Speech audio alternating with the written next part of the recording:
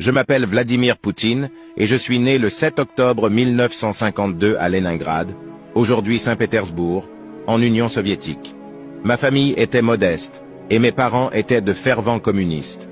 Mon père, Vladimir Spiridonovitch Poutine, était un ouvrier, tandis que ma mère, Maria Ivanovna Poutine, travaillait dans une usine. Leur influence a façonné mes premières années et m'a inculqué des valeurs de travail acharnées, de discipline et de loyauté envers mon pays. En grandissant, j'ai développé un intérêt pour les sports et j'ai montré des compétences prometteuses en judo. Cette passion m'a non seulement enseigné la discipline et la détermination, mais m'a également donné la chance de voyager et de représenter mon pays lors de compétitions internationales. J'ai également consacré du temps à mes études et j'ai obtenu une maîtrise en droit de l'Université d'État de Leningrad. Après mes études, j'ai rejoint le KGB, le service de renseignement soviétique, où j'ai travaillé pendant 16 ans.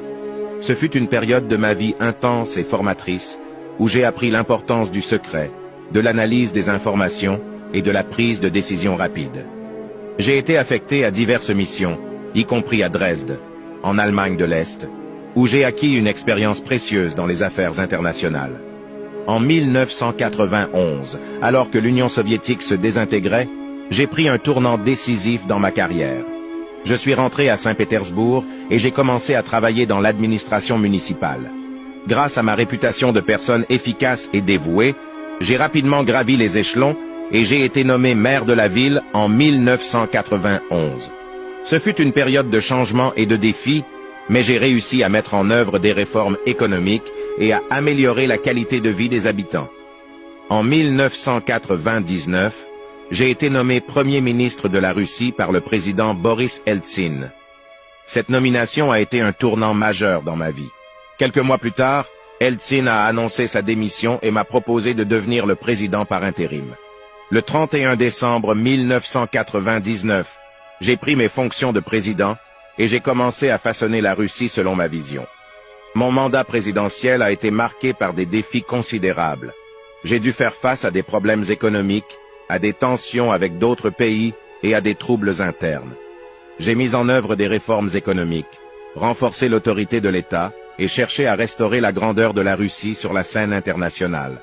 Ces décisions n'ont pas toujours été populaires, mais j'ai agi selon ce que je pensais être le meilleur intérêt de mon pays. Au fil des années, j'ai été réélu pour plusieurs mandats présidentiels et j'ai continué à travailler pour le bien de la Russie. J'ai cherché à moderniser le pays, à renforcer l'économie et à améliorer les conditions de vie des citoyens. Mon leadership a été marqué parfois par la controverse et les critiques, mais j'ai toujours agi en fonction de mes convictions. En regardant en arrière sur ma vie, je suis fier des réalisations que j'ai accomplies en tant que leader de la Russie.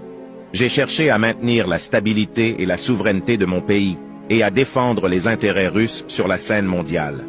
Mon objectif a toujours été de faire de la Russie une nation prospère, respectée et influente. Ma vie a été une série de choix et de défis. J'ai été guidé par ma passion pour mon pays et mon désir de le voir réussir. Alors que je me tourne vers l'avenir, je reste déterminé à continuer à servir la Russie et à travailler pour le bien de mon peuple. L'histoire n'est pas encore terminée et je suis prêt à faire face à tous les défis qui se présentent à moi.